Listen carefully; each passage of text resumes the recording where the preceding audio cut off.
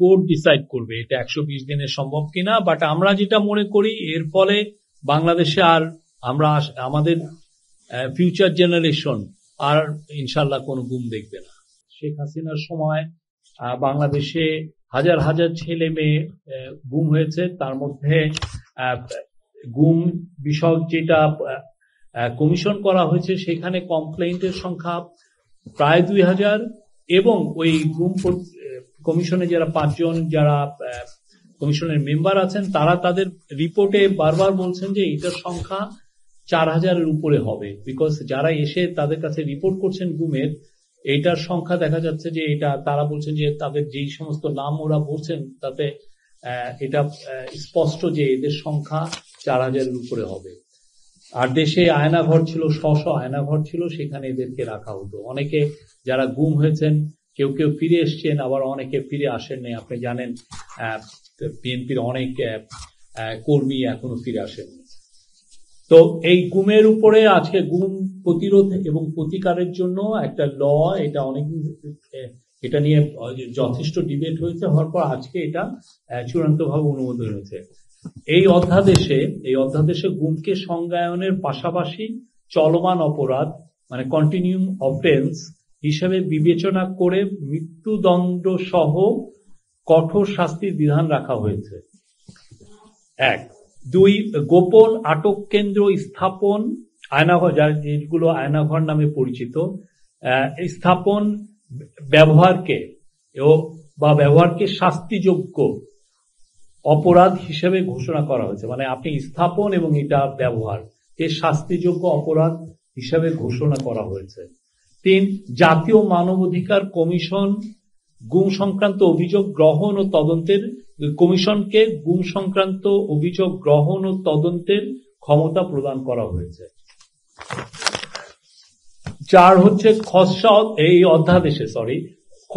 অধ্যাদেশে গুম প্রতিরোধ ও প্রতিকার এর লক্ষ্যে বিশেষ ট্রাইব্যুনাল গঠন, অভিযোগ গঠনের 120 দিনের মধ্যে বিচার সম্পন্নের বাধ্যবাধকতা, ভুক্তভোগী ও তথ্য প্রচারকারী ও সাক্ষীর অধিকার সুরক্ষা, ক্ষতিপূরণ এবং আইনগত সহায়তার নিশ্চয়তা প্রদান সংক্রান্ত বিধান অন্তর্ভুক্ত করা হয়েছে।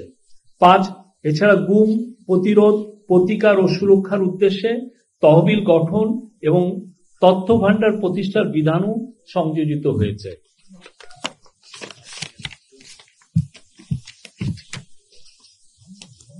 আর আপনি জানেন যে এই গুম সংক্রান্ত একটা ইন্টারন্যাশনাল কনভেনশন আছে, যেটার নাম হচ্ছে international convention for the protection of all persons from enforced disappearance. এটা বাংলাদেশ গত বছর 29 আগস্ট উপদেষ্টা পরিষদ এটার অ্যাপ্রুভ করেছেন এবং বাংলাদেশ এটার অংশীদার হয়েছে। এই অংশীদারের এই পুরো লটা এই কনভেনশনকে ফলো করে আমরা ওইটাকে স্ট্যান্ডার্ড মেনে আমরা এই লটা এই অধ্যাদেশটা তৈরি করা হয়েছে। আর এই অধ্যাদেশের উক্ত কনভেনশনের আলোকে এবং সংবিধানে সংরক্ষিত জীবন ও ব্যক্তি স্বাধীনতার অধিকার কার্য করার উদ্দেশ্যে গুম প্রতিরোধ, প্রতিরক্ষা ও